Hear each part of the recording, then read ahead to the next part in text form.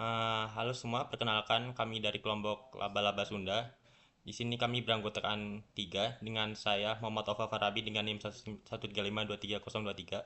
Saya Orvin Andika dengan NIM 135232017. Kemudian saya Fajar Kurniawan dengan NIM 135232027. Di sini kita akan melakukan demo hasil dari tugas besar Algeo mengenai program kalkulator matriks. Mari kita mulai. Perkenalkan, nama saya Orvin Andika Isan Abista dengan NIM 135232017 dari kelompok Laba-Laba Sunda. Di sini saya akan melakukan demo program tugas besar kami yaitu matriks kalkulator.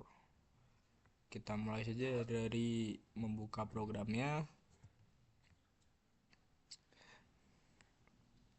Ini adalah tampilan awal dari program kami. Di sini memiliki beberapa fitur seperti SPL, determinan, inverse, interpolasi bikubik, regresi linear dan kuadrat, lalu image resizing. Kita mulai dari SPL. Dalam SPL kita memiliki 4 metode. Yang pertama dari Gauss-Jordan, inverse, dan kaidah Kramer. Kita akan coba satu-satu. Di sini kita bisa memilih tipe input. Untuk mempersingkat waktu kita akan menggunakan file. Di sini kita akan mulai dari test case pertama 1B aja. Kita tinggal memencet ini, set, ya, keluar dengan hebat. Kita akan mencoba metode lain seperti Gauss-Jordan.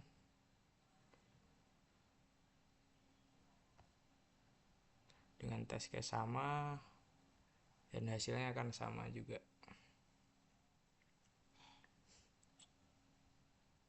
Untuk dua metode lain yaitu inverse dan Kramer, karena memang tidak semua masalah bisa diselesaikan dengan metode tersebut, akan mengeluarkan seperti ini.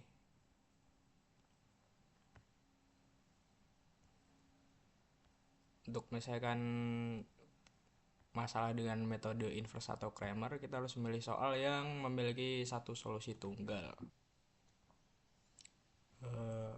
Metode inverse akan bisa menyelesaikan persamaan yang jumlah kolom dan barisnya berbeda 1 dan determinannya bukan 0, seperti masalah ini. Jika dicoba dengan metode Kramer, hasilnya akan tetap sama.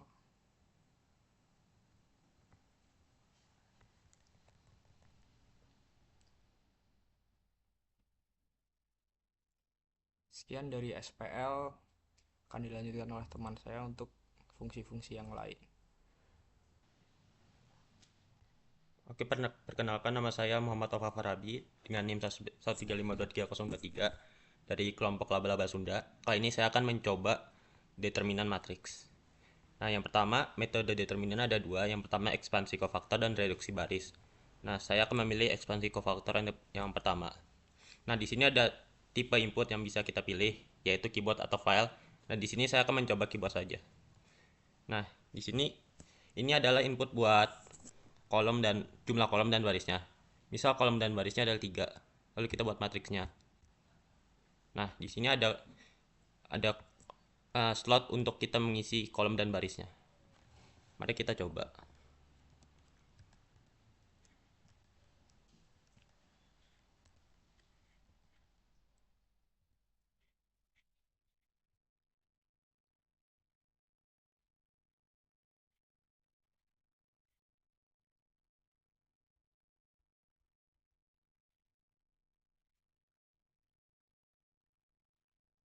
Nah, matriks yang saya buat adalah matriks segitiga, sehingga bisa dilihat bahwa determinnya tinggal dikali antara 1 kali 2 kali 6. Harusnya hasilnya adalah 12.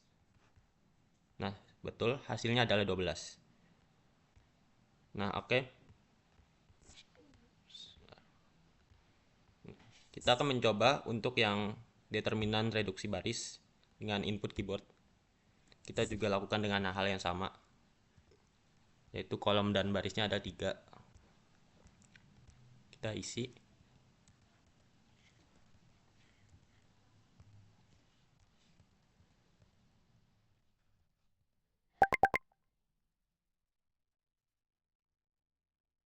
Nah, ini diagonal matriksnya sama seperti sebelumnya. Ini kita gunakan metode sanksi kofaktor. Nah, hasilnya juga sama, berarti terbukti. Kedua metode determinannya benar.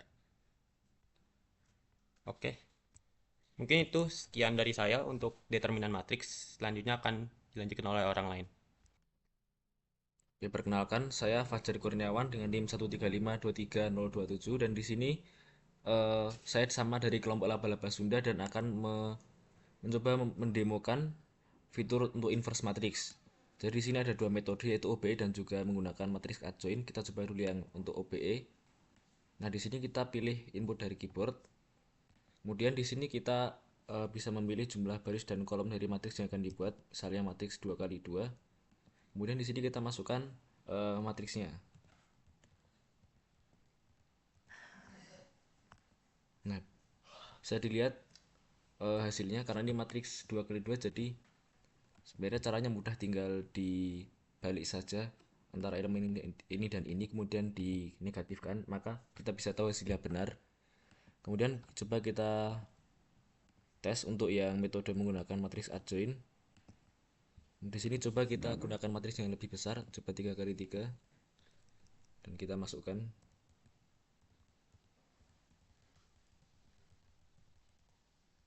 Nah, kemudian kita coba dan hasilnya bisa dilihat ini insya Allah benar.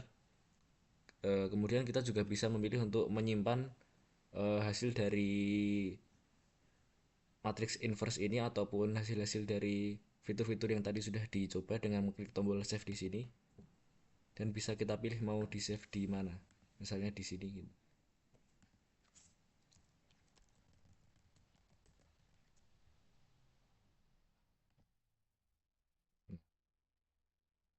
Seharusnya udah tersimpan di sini.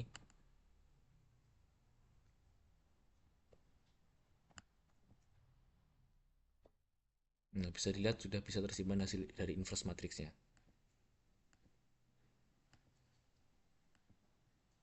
Mungkin sekian dari saya untuk fitur dari inverse matrix. Mungkin bisa dilanjutkan oleh yang lain lagi. Baik, kembali lagi bersama saya. Di sini saya akan menjelaskan tentang interpolasi. Interpolasi ini sebenarnya cukup simpel karena hanya ada satu metode. Di sini kita menggunakan input file. Test case sudah disiapkan dari spesifikasi. Kita akan coba 5A2. Ini inputnya.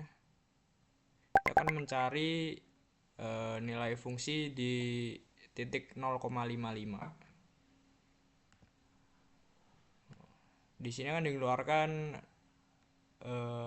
fungsinya dan nilai di 0,55 yaitu 0,171 yang masuk akal karena di 0,5 hasilnya 0,148. Seperti yang dikatakan teman saya, ini juga bisa di save dan saya tidak akan mencoba hal itu. Mungkin sekian dari saya, terima kasih. Oke, selanjutnya saya akan menjelaskan tentang regresi linear dan kuadratik. Saya akan mencoba test case untuk membuktikannya. Yang pertama, saya akan memilih metode regresi linear berganda dulu, lalu dilanjutkan oleh regresi kuadratik berganda. Nah, di sini saya akan menggunakan input file karena sudah ada test case-nya.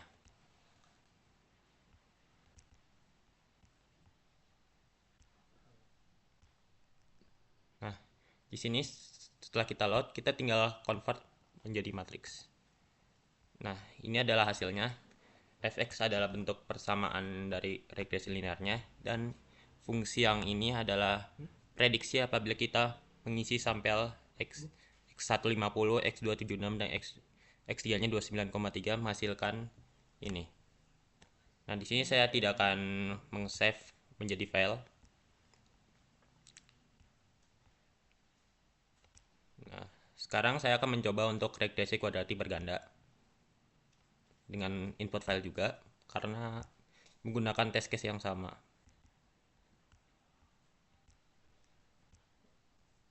Nah, kita convert untuk mencari hasilnya. Nah, di sini kita lihat telah ditemukan hasil bentuk persamaan regresinya dan hasil prediksinya dengan nilai yang sama. Nah, tentunya ada perbedaan antara linear dan kuadratik karena linear berbentuk hubungannya linear dengan kuadratik berbentuk kuadratik. Oke, kita back. Nah, mungkin itu aja dari saya untuk materi untuk regresi. Selanjutnya akan dilanjutkan oleh orang lain. Oke, jadi misal di sini kita ingin memperbesar lebar dari fotonya sebanyak 2 kali dan juga untuk tingginya kita perkecil menjadi setengahnya. Terus bisa kita pilih gambar yang ingin diubah ukurannya. Misalnya di sini saya menggunakan foto bapak-bapak lagi. Nah, hasilnya bisa dilihat menjadi ya agak gepeng gitu. Nah, hasilnya ini kan akan otomatis tersimpan sebagai file di direktur yang sama dari gambar yang ingin diperbesar tadi. Dengan nama di depannya ada tulisan resize dan juga ukuran dari resize yang kita masukkan berapa kali berapa.